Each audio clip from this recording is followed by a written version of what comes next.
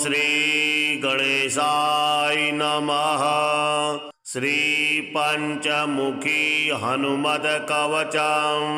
ओम अस्य श्री पंचमुखी हनुमद कवच स्तोत्र मंत्रस्य ब्रह्मा ऋषिः गायत्री छन्दः श्री हनुमान देवता राम बीजं मम शक्तिः चंद्रः कीलकम्।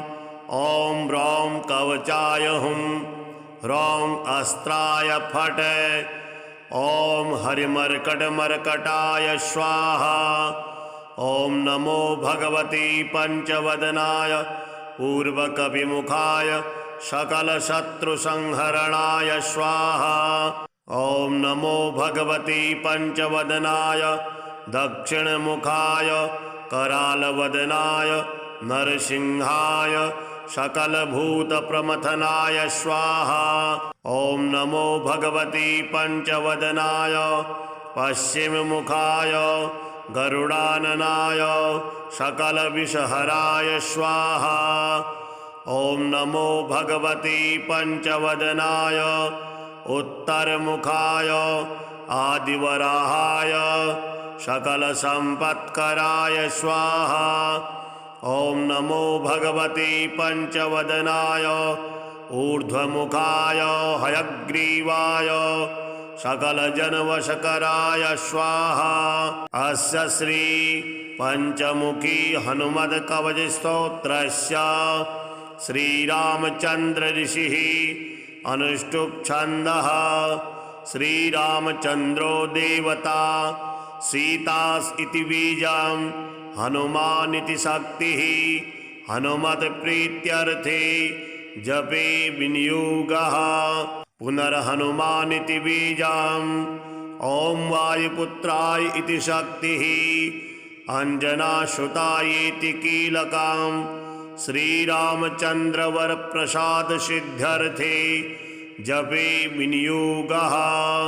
ओम अंजनासुताय अंगुष्ठाभ्यां नमः। ओम रुद्रमूर्तये तर्जनीभ्यां नमः। ओम वायुपुत्राय मध्यमाभ्यां नमः।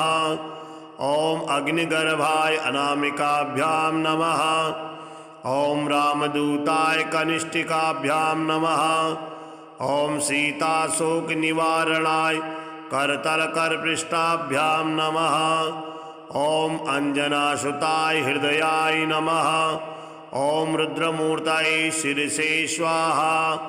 ओम वायुपुत्राय शिखायै वषट्। ओम अग्निगर्भाय कवचाय हुं। ओम रामदूताय नेत्रत्रयाय वषट्। ओम पंचमुखी हनुमते अस्त्राय फट्। ओम पंचमुखी हनुमते स्वाहा इति दिग्बन्धः। ध्यानं वन्दे वानर नारसिंह खगराट् क्रोडास्ववक्त्रान्वितं दिव्यालङ्करणं त्रिपञ्चनयनं देदीप्यमानं रुचा। हस्ताब्जैरशिखेटपुस्तकसुधा कुम्भाङ्गकोशाद्रिं हलं। खड्वाङ्गं फणिभूरुहं दशभुजं सर्वारिवीरापहम्। श्रीरामदूताय आञ्जनेयाय वायुपुत्राय महाबलाय सीताशोकनिवारणाय महाबलप्रचण्डाय लङ्कापुरीदहनाय फाल्गुनसखाय कोलाहल सकल ब्रह्मांड विश्वरूपाय सप्तसमुद्रान्तरालङ्घिताय पिङ्गलनयनायामित विक्रमाय सूर्यबिम्बफलसेवाधिष्ठित पराक्रमाय संजीवन्या अंगद लक्ष्मण महाकविसैन्य प्राणदात्री दशग्रीव विध्वंसनाय रामेष्टाय सीता सहित रामचंद्र वर प्रसादाय षड्प्रयोगागम पंचमुखी हनुमंत्र मंत्र जपे विनियोगः। ओम हरिमर्कट मर्कटाय स्वाहा। ओम हरिमर्कट मर्कटाय वं वं वं वं वं वषट् स्वाहा। ॐ हरिमर्कटमर्कटाय फं फं फं फं फं फट् स्वाहा। ॐ हरिमर्कटमर्कटाय खं खं खं खं खं मारणाय स्वाहा। ॐ हरिमर्कटमर्कटाय ठं ठं ठं ठं ठं स्तम्भनाय स्वाहा। ॐ हरिमर्कटमर्कटाय डं डं डं डं डं आकर्षणाय सकलसम्पत्कराय पंचमुखी वीर हनुमते स्वाहा। ॐ ढं ढं ढं ढं ढं कूर्ममूर्तये पंचमुखी हनुमते परयन्त्रतन्त्रोच्चाटनाय स्वाहा। कं कं गं घं ङं चं छं जं झं यं टं ठं डं ढं णं तं थं दं धं नं पं फं बं भं मं यं रं लं वं सं सं सं हं सः स्वाहा इति दिग्बन्धः। ॐ पूर्वकपिमुखाय पंचमुखी हनुमते ठं ठं ठं ठं ठं सकलशत्रुसंहरणाय स्वाहा। ॐ दक्षिणमुखाय पंचमुखी हनुमते करालवदनाय नरसिंहाय ह्रां ह्रां ह्रां ह्रां ह्रां सकलभूतप्रेतदमनाय स्वाहा। ॐ पश्चिममुखाय गरुडासनाय पंचमुखी वीर हनुमते मं मं मं मं मं सकलविषहराय स्वाहा। ॐ उत्तरमुखे आदिवराहाय लं लं लं लं लं नृसिंहाय नीलकंठाय पंचमुखी हनुमते स्वाहा। ॐ अंजनासुताय वायुपुत्राय महाबलाय रामेष्टफाल्गुनसखाय सीताशोकनिवारणाय लक्ष्मणप्राणरक्षकाय कविसैन्यप्रकाशाय दशग्रीवाभिमानादहनाय श्रीरामचन्द्रवरप्रसादकाय महावीर्याय प्रथम ब्रह्माण्डनायकाय पंचमुखी हनुमते भूतप्रेत पिशाच ब्रह्मराक्षस शाकनी डाकनी अंतरिक्षगृह परयंत्र परतंत्र सर्वग्रहोच्चाटनाय सकलशत्रुसंहरणाय पंचमुखी हनुमत वरप्रसादाय सर्वरक्षकाय जं जं जं जं स्वाहा।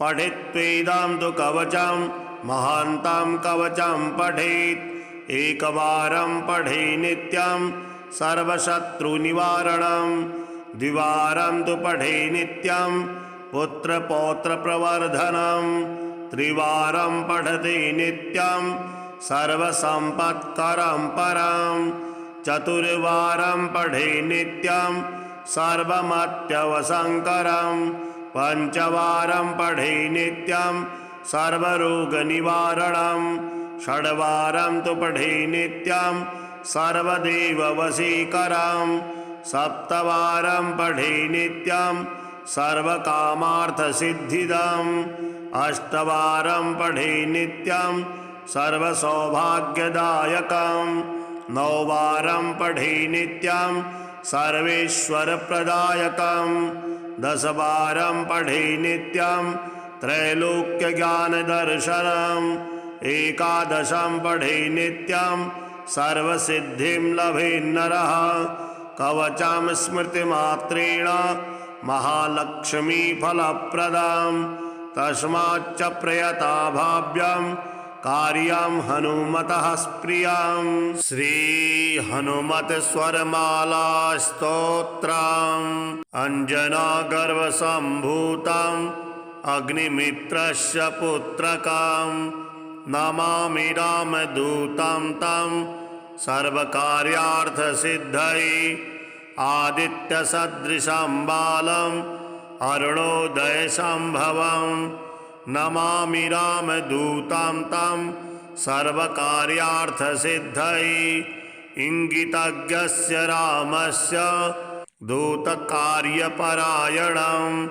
नमामि रामदूतं तं सर्वकार्यार्थसिद्धये ईश्वरस्यांशसम्भूतं ईषणारहितं हरिं नमामि रामदूतं तं सर्वकार्यार्थसिद्धये उदधिक्रमणं वीरम् उदारचरितं विभुं नमामि रामदूतं तं सर्वकार्यार्थसिद्धये ऊरुवेगोत्थिता वृक्षा मुहूर्तं कपिमन्वयुः नमामि रामदूतं तं सर्वकार्यार्थसिद्धये ऋक्शाखाध्यायिनं शान्तं मृग्यमाणापदार्चितं नमामि रामदूतं तं सर्वकार्यार्थसिद्धये ऋकाराद्यक्षरोत्पत्ति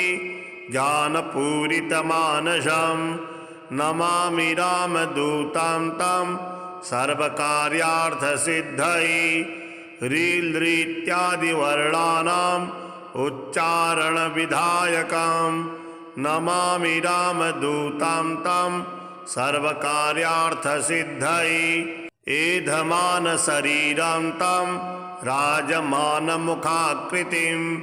नमामि रामदूतं तं सर्वकार्यार्थसिद्धये इक्ष्वाकुकुलवीरस्य रामस्य प्रियपात्रकं नमामि रामदूतं तं सर्वकार्यार्थसिद्धये औषधाद्रिसमानीत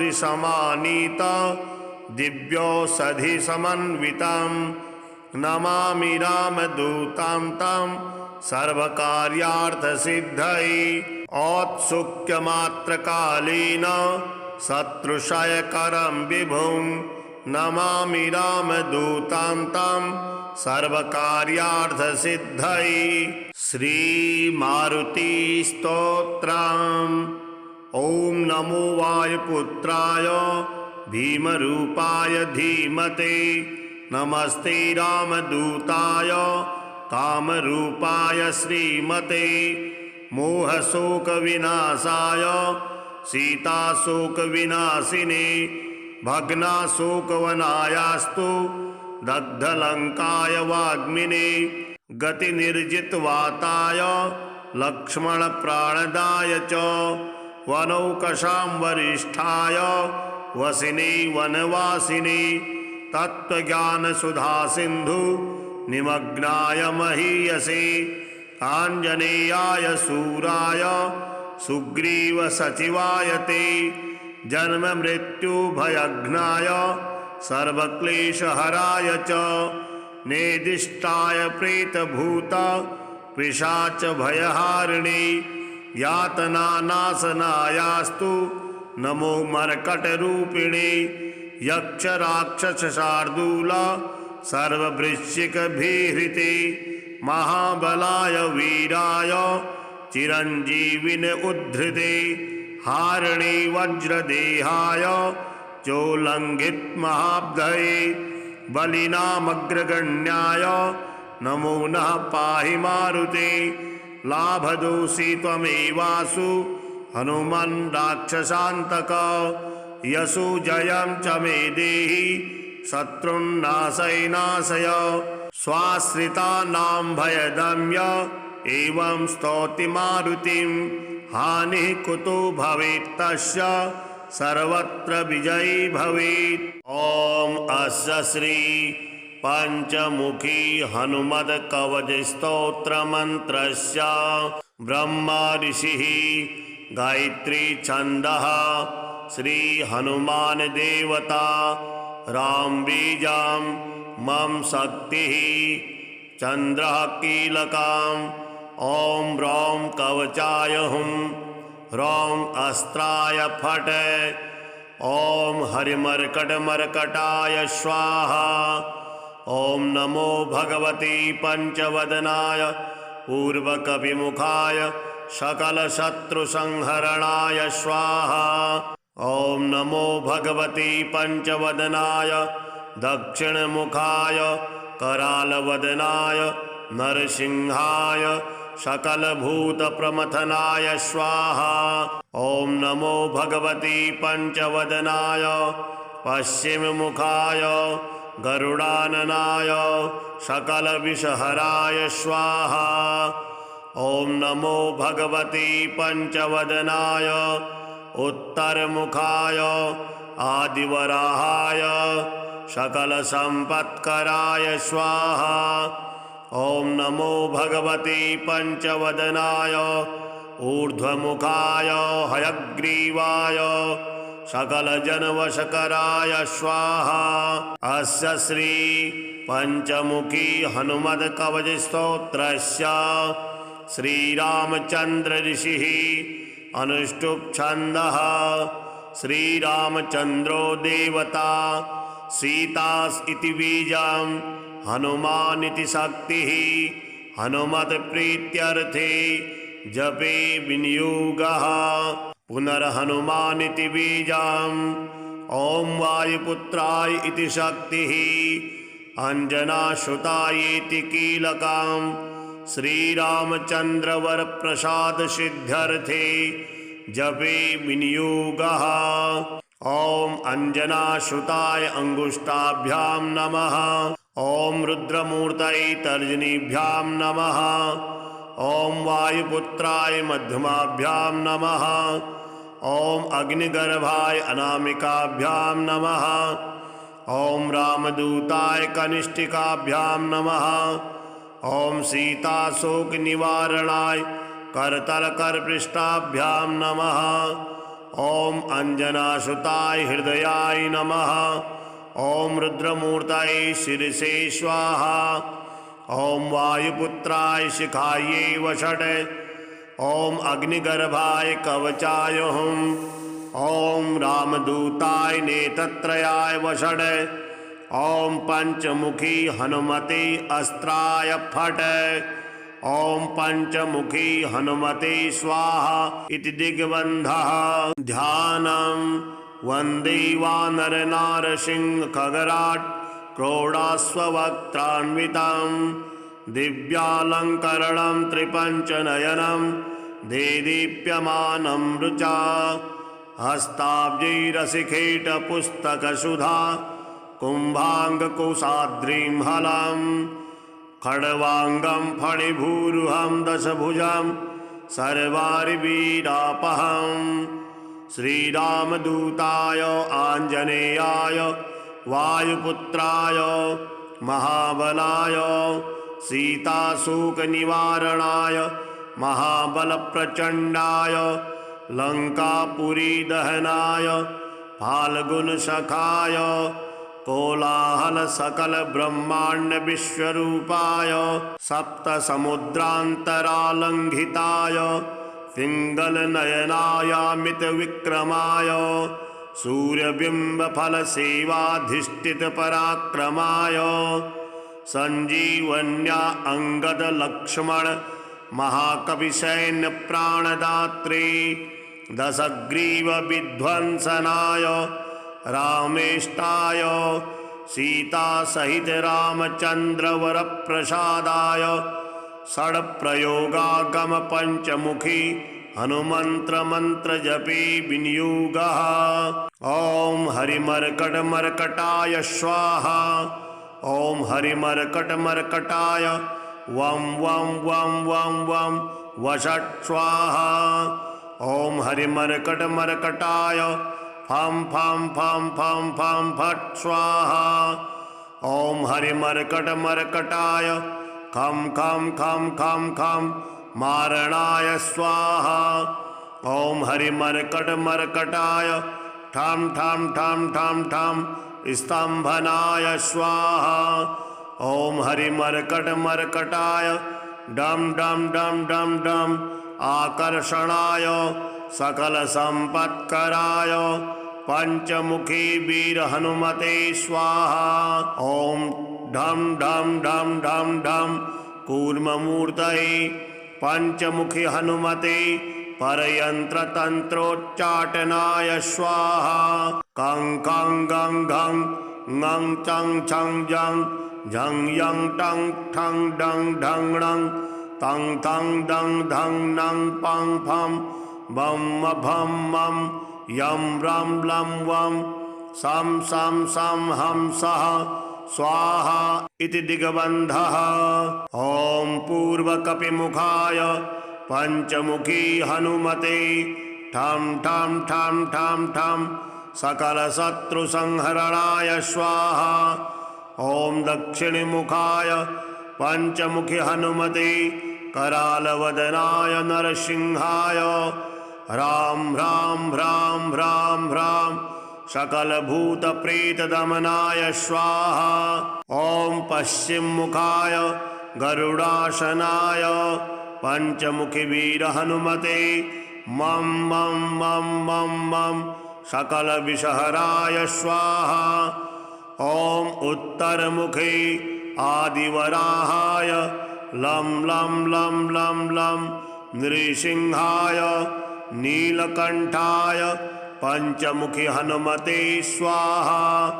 ॐ अंजनासुताय वायुपुत्राय महाबलाय रामेष्टफाल्गुनसखाय सीताशोकनिवारणाय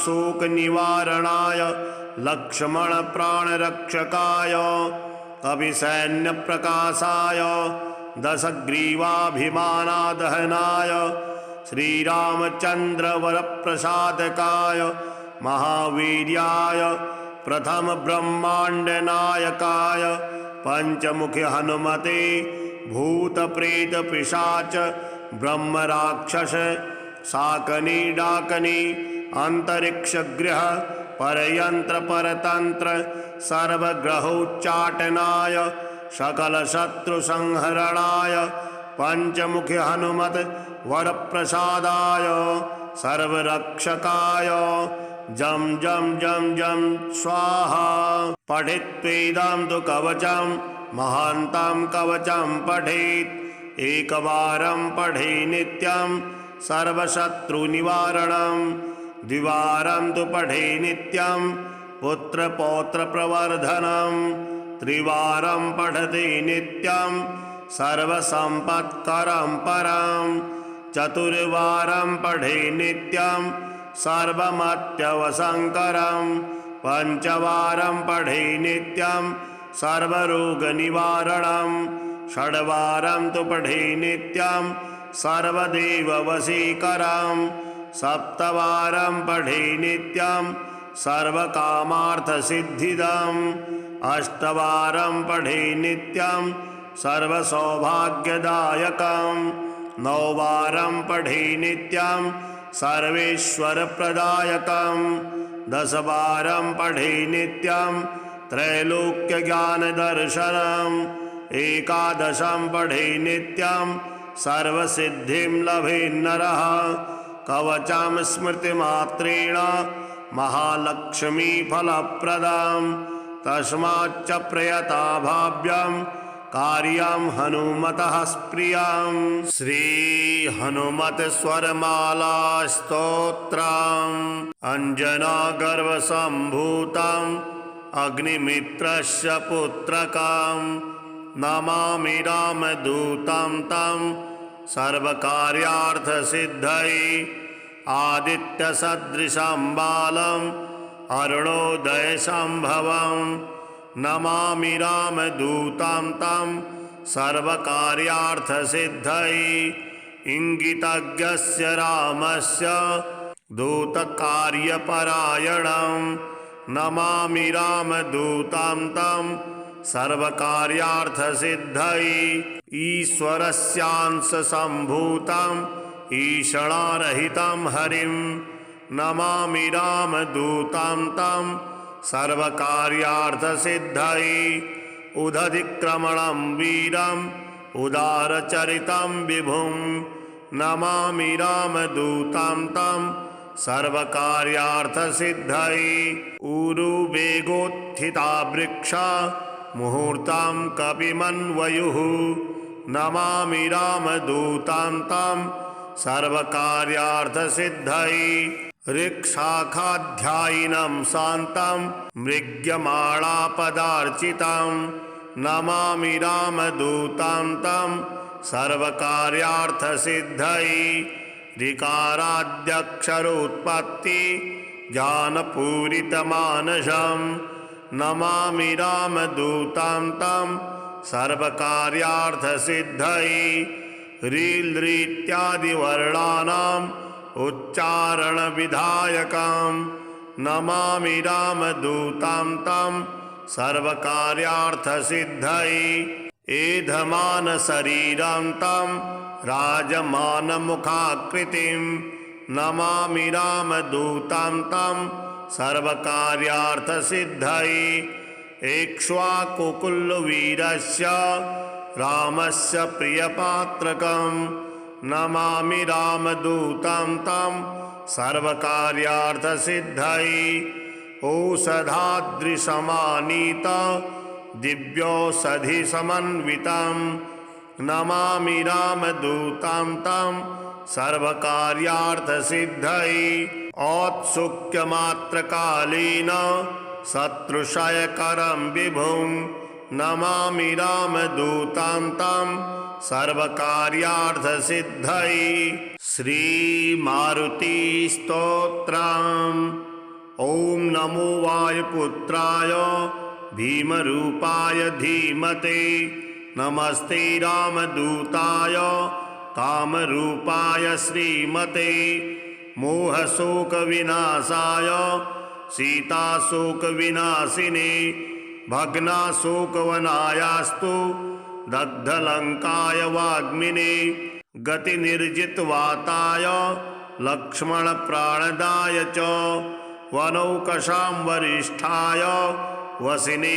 वनवासिने तत्त्वज्ञानसुधासिन्धु निमग्नाय महीयसे आञ्जनेयाय शूराय सुग्रीवसचिवाय ते जन्ममृत्युभयघ्नाय सर्वक्लेशहराय च नेदिष्टाय प्रेतभूत पिशाचभयहारिणे यातनानाशनायास्तु नमो मर्कटरूपिणे यक्षराक्षसशार्दूल सर्ववृश्चिकभीहृते महाबलाय वीराय चिरञ्जीविने उद्धृते हारिणे वज्रदेहाय चोल्लङ्घितमहाब्धये बलिनामग्रगण्याय नमो नः पाहि मारुते लाभदोषि त्वमेवासु हनुमन् राक्षसान्तक यशो जयं च मे देहि शत्रुन्नाशय नाशय स्वाश्रितानां भयदम्य एवं स्तौति मारुतिं हानिः कुतो भवेत् तस्य सर्वत्र विजयी भवेत्। ॐ अस्य श्री पंचमुखी हनुमत्कवचस्तोत्रमन्त्रस्य ब्रह्मा ऋषिः गायत्री छन्दः श्री हनुमान देवता राम बीजं मम शक्तिः चन्द्रः कीलकम् ॐ ह्रौं कवचाय हुं ह्रौं अस्त्राय फट् ॐ हरिमर्कटमर्कटाय स्वाहा ॐ नमो भगवते पंचवदनाय पूर्वकपिमुखाय सकलशत्रुसंहरणाय स्वाहा ॐ नमो भगवते पंचवदनाय दक्षिणमुखाय करालवदनाय नरसिंहाय सकलभूतप्रमथनाय स्वाहा ॐ नमो भगवते पंचवदनाय पश्चिममुखाय गरुडाननाय सकलविषहराय स्वाहा ॐ नमो भगवते पंचवदनाय उत्तरमुखाय आदिवराहाय सकलसम्पत्कराय स्वाहा ॐ नमो भगवते पंचवदनाय ऊर्ध्वमुखाय हयग्रीवाय सकलजनवशकराय स्वाहा अस्य श्री पंचमुखी हनुमत्कवचस्तोत्रस्य श्रीरामचन्द्र ऋषिः अनुष्टुप् छन्दः श्रीरामचन्द्रो देवता सीतास् इति बीजं हनुमान् इति शक्तिः हनुमत्प्रीत्यर्थे जपे विनियोगः पुनर्हनुमान् इति बीजं ॐ वायुपुत्राय इति शक्तिः अंजनासुताय इति कीलकं श्रीरामचन्द्रवरप्रसादसिद्ध्यर्थे जपे विनियोगः ॐ अंजनासुताय अंगुष्ठाभ्यां नमः ॐ रुद्रमूर्तये तर्जनीभ्यां नमः ॐ वायुपुत्राय मध्यमाभ्यां नमः ॐ अग्निगर्भाय अनामिकाभ्यां नमः ॐ रामदूताय कनिष्ठिकाभ्यां नमः ॐ सीताशोकनिवारणाय करतलकरपृष्ठाभ्यां नमः ॐ अंजनासुताय हृदयाय नमः ॐ रुद्रमूर्तये शिरसे स्वाहा ॐ वायुपुत्राय शिखायै वषट् ॐ अग्निगर्भाय कवचाय हुम् ॐ रामदूताय नेत्रत्रयाय वषट् ॐ पंचमुखी हनुमते अस्त्राय फट् ॐ पंचमुखी हनुमते स्वाहा इति दिग्बन्धः ध्यानं वन्दे वानरनारसिंह खगराट् क्रोडाश्ववक्त्रान्वितं दिव्यालङ्करणं त्रिपञ्चनयनं देदीप्यमानं रुचा हस्ताब्जैरशिखेटपुस्तकसुधा कुम्भाङ्गकोशाद्रिं हलं खड्वाङ्गं फणिभूरुहं दशभुजं सर्वारिवीरापहं श्रीरामदूताय आञ्जनेयाय वायुपुत्राय महाबलाय सीताशोकनिवारणाय महाबलप्रचण्डाय लङ्कापुरीदहनाय फाल्गुनसखाय कोलाहलसकलब्रह्माण्डविश्वरूपाय सप्तसमुद्रान्तरालङ्घिताय पिङ्गलनयनायामितविक्रमाय सूर्यबिम्बफलसेवाधिष्ठितपराक्रमाय सञ्जीवन्या अङ्गदलक्ष्मण महाकविसैन्यप्राणदात्रे दशग्रीवविध्वंसनाय रामेष्टाय सीतासहित रामचन्द्रवरप्रसादाय षड्प्रयोगागम पंचमुखी हनुमन्त्रमन्त्रजपे विनियोगः ॐ हरिमर्कटमर्कटाय स्वाहा ॐ हरिमर्कटमर्कटाय वं वं वं वं वं वषट् स्वाहा ॐ हरिमर्कटमर्कटाय फं फं फं फं फं फट् स्वाहा ॐ हरिमर्कटमर्कटाय खं खं खं खं खं मारणाय स्वाहा ॐ हरिमर्कटमर्कटाय ठं ठं ठं ठं ठं स्तम्भनाय स्वाहा ॐ हरिमर्कटमर्कटाय डं डं डं डं डं आकर्षणाय सकलसम्पत्कराय पंचमुखी वीर हनुमते स्वाहा ॐ ढं ढं ढं ढं ढं कूर्ममूर्तये पंचमुखी हनुमते परयन्त्रतन्त्रोच्चाटनाय स्वाहा कं कं गं घं ङं चं छं जं झं यं टं ठं डं ढं णं तं थं दं धं नं पं फं बं भं मं यं रं लं वं सं सं सं हं सः स्वाहा इति दिग्बन्धः ॐ पूर्वकपिमुखाय पंचमुखी हनुमते ठं ठं ठं ठं ठं सकलशत्रुसंहरणाय स्वाहा ॐ दक्षिणमुखाय पंचमुखी हनुमते करालवदनाय नरसिंहाय ह्रां ह्रां ह्रां ह्रां ह्रां सकलभूतप्रेतदमनाय स्वाहा ॐ पश्चिममुखाय गरुडासनाय पंचमुखी वीर हनुमते मम मम मम मम मम सकल विषहराय स्वाहा। ओम उत्तरमुखे आदिवराहाय लं लं लं लं लं नृसिंहाय नीलकंठाय पंचमुखी हनुमते स्वाहा। ओम अंजनासुताय वायुपुत्राय महाबलाय रामेष्टफाल्गुनसखाय सीताशोकनिवारणाय लक्ष्मण प्राणरक्षकाय कविसैन्यप्रकाशाय दशग्रीवाभिमानादहनाय श्रीरामचन्द्रवरप्रसादकाय महावीर्याय प्रथम ब्रह्माण्डनायकाय पंचमुखी हनुमते भूतप्रेत पिशाच ब्रह्मराक्षस शाकनी डाकनी अंतरिक्षगृह परयंत्र परतंत्र सर्वग्रहोच्चाटनाय सकल शत्रु संहरणाय पंचमुखी हनुमत वरप्रसादाय सर्वरक्षकाय जम जम जम जम स्वाहा।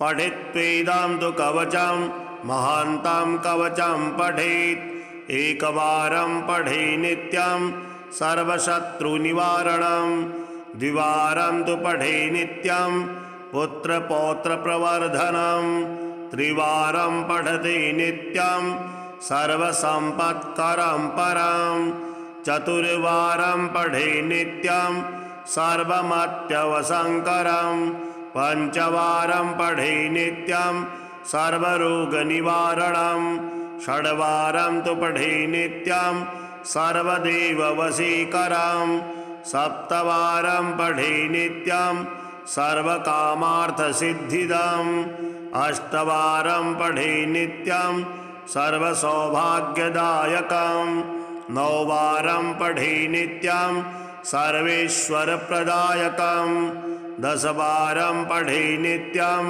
त्रैलोक्यज्ञानदर्शनम् एकादशं पठे नित्यं सर्वसिद्धिं लभेन्नरः कवचं स्मृतिमात्रेण महालक्ष्मीफलप्रदं तस्माच्च प्रयता भाव्यं कार्यं हनुमतः प्रियं।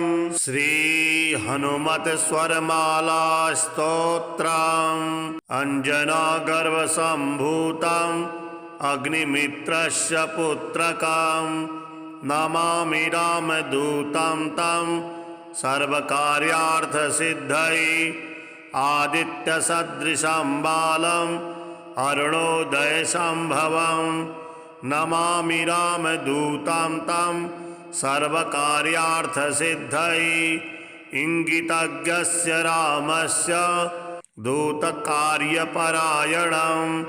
नमामि रामदूतं तं सर्वकार्यार्थसिद्धये ईश्वरस्यांशसम्भूतं ईषणारहितं हरिं नमामि रामदूतं तं सर्वकार्यार्थसिद्धये उदधिक्रमणं वीरम् उदारचरितं विभुं नमामि रामदूतं तं सर्वकार्यार्थसिद्धये ऊरुवेगोत्थिता वृक्षा मुहूर्तं कपिमन्वयुः नमामि रामदूतं तं सर्वकार्यार्थसिद्धये ऋक्शाखाध्यायिनं शान्तं मृग्यमाणापदार्चितं नमामि रामदूतं तं सर्वकार्यार्थसिद्धये ऋकाराद्यक्षरोत्पत्ति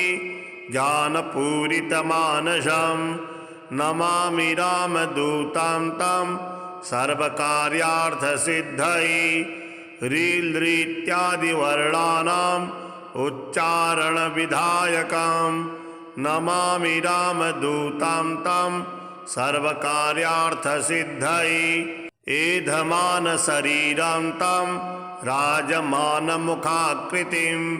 नमामि रामदूतं तं सर्वकार्यार्थसिद्धये एक्ष्वाकुकुलवीरस्य रामस्य प्रियपात्रकं नमामि रामदूतं तं सर्वकार्यार्थसिद्धये औषधाद्रिसमानीत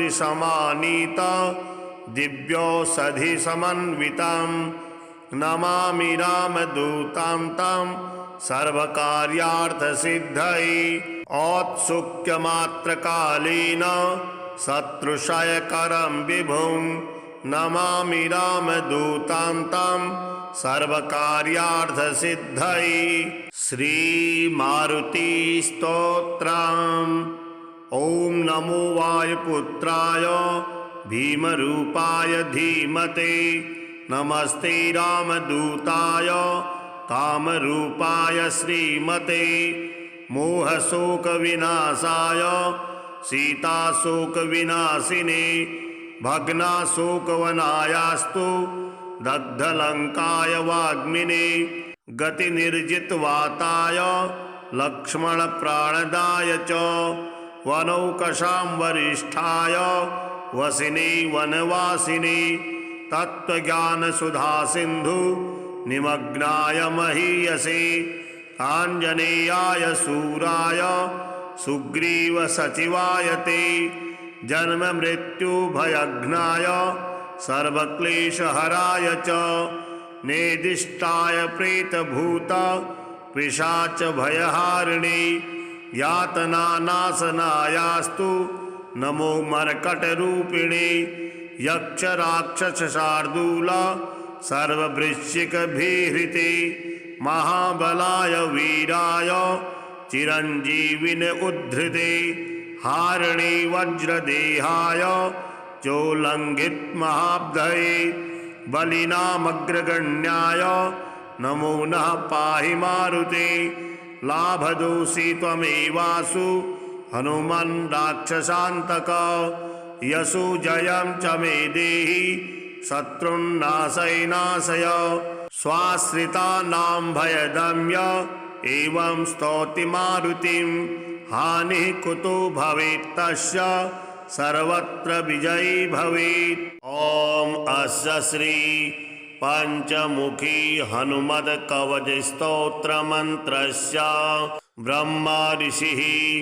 गायत्री छन्दः श्री हनुमान देवता राम बीजं मम शक्तिः चन्द्रः कीलकम् ॐ ह्रौं कवचाय हुं ह्रौं अस्त्राय फट् ॐ हरिमर्कटमर्कटाय स्वाहा ॐ नमो भगवते पंचवदनाय पूर्वकपिमुखाय सकलशत्रुसंहरणाय स्वाहा ॐ नमो भगवते पंचवदनाय दक्षिणमुखाय करालवदनाय नरसिंहाय सकलभूतप्रमथनाय स्वाहा ॐ नमो भगवते पंचवदनाय पश्चिममुखाय गरुडाननाय सकलविषहराय स्वाहा ॐ नमो भगवते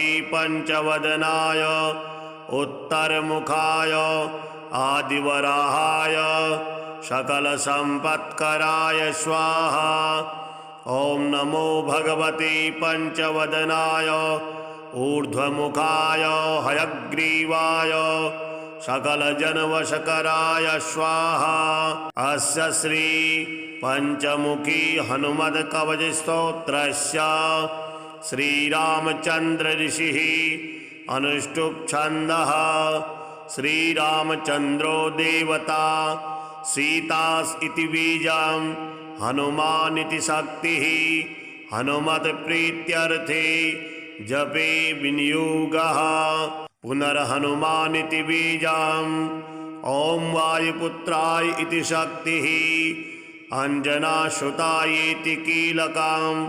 श्रीरामचन्द्रवरप्रसादसिद्ध्यर्थे जपे विनियोगः ॐ अंजनासुताय अंगुष्ठाभ्यां नमः ॐ रुद्रमूर्तये तर्जनीभ्यां नमः ॐ वायुपुत्राय मध्यमाभ्यां नमः ॐ अग्निगर्भाय अनामिकाभ्यां नमः ॐ रामदूताय कनिष्ठिकाभ्यां नमः ओम सीता शोक निवारणाय करतल कर पृष्ठाभ्यां नमः। ओम अंजनासुताय हृदयाय नमः। ओम रुद्रमूर्तये शिरसे स्वाहा। ओम वायुपुत्राय शिखायै वषट्।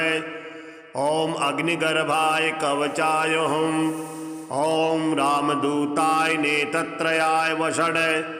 ओम पंचमुखी हनुमते अस्त्राय फट्।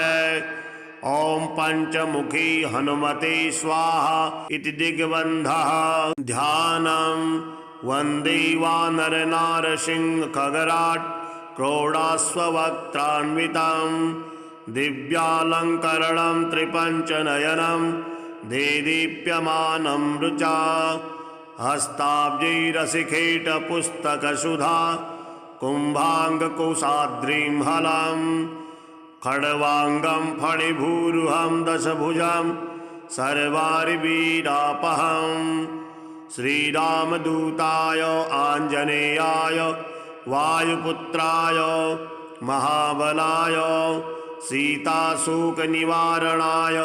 महाबलप्रचण्डाय लङ्कापुरीदहनाय फाल्गुनसखाय कोलाहल सकल ब्रह्मांड विश्वरूपाय सप्तसमुद्रान्तरालङ्घिताय पिङ्गलनयनायामित विक्रमाय सूर्यबिम्बफलसेवाधिष्ठित पराक्रमाय संजीवन्या अंगद लक्ष्मण महाकविसैन्य प्राणदात्री दशग्रीव विध्वंसनाय रामेष्टाय सीता सहित रामचंद्र वर प्रसादाय षड्प्रयोगागम पंचमुखी हनुमंत्र मंत्र जपी विनियोगः।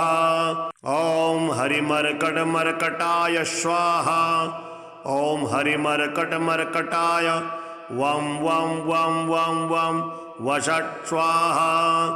ओम हरिमर्कटमर्कटाय फं फं फं फं फं फट् स्वाहा। ओम हरिमर्कटमर्कटाय खं खं खं खं खं मारणाय स्वाहा। ओम हरिमर्कटमर्कटाय ठं ठं ठं ठं ठं स्तंभनाय स्वाहा। ओम हरिमर्कटमर्कटाय डम डम डम डम डम आकर्षणाय सकल संपत्कराय पंचमुखी वीर हनुमते स्वाहा। ओम ढम ढम ढम ढम ढम कूर्ममूर्तये पंचमुखी हनुमते परयंत्र तंत्रोच्चाटनाय स्वाहा। कं कं गं घं ngं चं छं जं झं यं टं ठं डं ढं णं तं थं दं धं नं पं फं बं भं मं यं रं लं वं सं सं सं हं सः स्वाहा इति दिग्बन्धः। ओम पूर्वकपिमुखाय पंचमुखी हनुमते ठं ठं ठं ठं ठं सकल शत्रु संहरणाय स्वाहा। ओम दक्षिणमुखाय पंचमुखी हनुमते करालवदनाय नरसिंहाय राम राम राम राम राम सकल भूत प्रेत दमनाय स्वाहा। ओम पश्चिम मुखाय गरुड़ासनाय पंचमुखी वीर हनुमते मम मम मम मम मम सकल विषहराय स्वाहा। ओम उत्तर मुखे आदिवराहाय लं लं लं लं लं नृसिंहाय नीलकंठाय पंचमुखी हनुमते स्वाहा। ओम अंजनासुताय वायुपुत्राय महाबलाय रामेष्ट फाल्गुनसखाय सीताशोक निवारणाय लक्ष्मण प्राणरक्षकाय कविसैन्य प्रकाशाय दशग्रीवाभिमानादहनाय श्रीरामचंद्र वरप्रसादकाय महावीर्याय प्रथम ब्रह्मांड नायकाय पंचमुखी हनुमते भूत प्रेत पिशाच ब्रह्म राक्षस शाकनी डाकनी अंतरिक्ष गृह परयंत्र परतंत्र सर्वग्रहोच्चाटनाय सकल शत्रु संहरणाय पंचमुखी हनुमत वरप्रसादाय सर्वरक्षकाय जम जम जम जम स्वाहा। पठित्वेदं तु कवचं महान्तं कवचं पठेत् एकवारं पठे नित्यं सर्वशत्रुनिवारणं द्विवारं तु पठे नित्यं पुत्रपौत्रप्रवर्धनं त्रिवारं पठते नित्यं सर्वसम्पत्करं परं चतुर्वारं पठे नित्यं सर्वमत्यवसंकरं पंचवारं पठे नित्यं सर्वरोगनिवारणं षड्वारं तु पठे नित्यं सर्वदेववशीकरं सप्तवारं पठे नित्यं सर्वकामार्थसिद्धिदम् अष्टवारं पठे नित्यं सर्वसौभाग्यदायकं नौवारं पठे नित्यं सर्वेश्वरप्रदायकं दशवारं पठे नित्यं त्रैलोक्यज्ञानदर्शनम् एकादशं पठे नित्यं सर्वसिद्धिं लभेन्नरः कवचं स्मृतिमात्रेण महालक्ष्मीफलप्रदं तस्माच्च प्रयता भाव्यं कार्यं हनुमतः प्रियं। श्री हनुमत स्वरमाला स्तोत्रम् अंजनागर्भसम्भूतम् अग्निमित्रस्य पुत्रकं नमामि रामदूतं तं सर्वकार्यार्थसिद्धये आदित्यसदृशं बालम् अरुणोदयसम्भवं नमामि रामदूतं तं सर्वकार्यार्थसिद्धये इंगितज्ञस्य रामस्य दूतकार्यपरायणं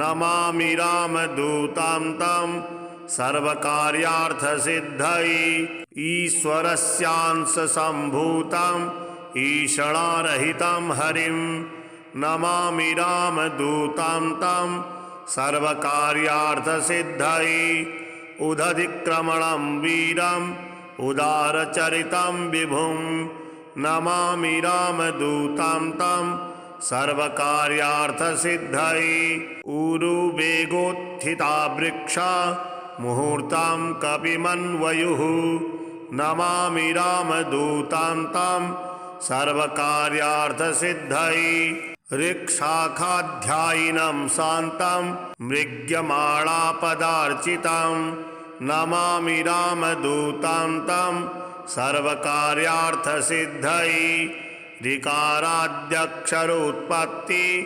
ज्ञानपूरितमानसं नमामि रामदूतं तं सर्वकार्यार्थसिद्धये रीलृत्यादिवर्णानाम् उच्चारणविधायकं नमामि रामदूतं तं सर्वकार्यार्थसिद्धये एधमानशरीरं तं राजमानमुखाकृतिं नमामि रामदूतं तं सर्वकार्यार्थसिद्धये एक्ष्वाकुकुलवीरस्य रामस्य प्रियपात्रकं नमामि रामदूतं तं सर्वकार्यार्थसिद्धये औषधाद्रिसमानीत दिव्यौषधिसमन्वितं नमामि रामदूतं तं सर्वकार्यार्थसिद्धये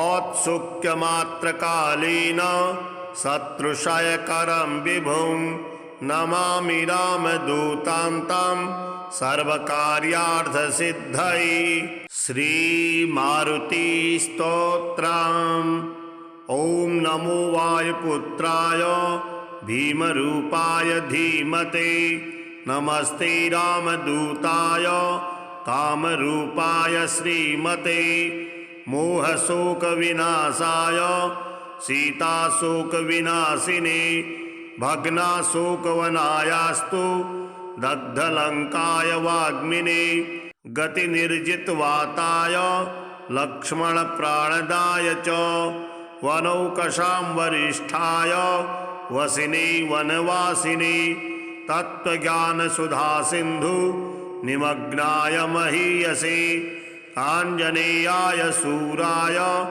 सुग्रीवसचिवाय ते जन्ममृत्युभयघ्नाय सर्वक्लेशहराय च नेदिष्टाय प्रेतभूत पिशाचभयहारिणे यातनानाशनायास्तु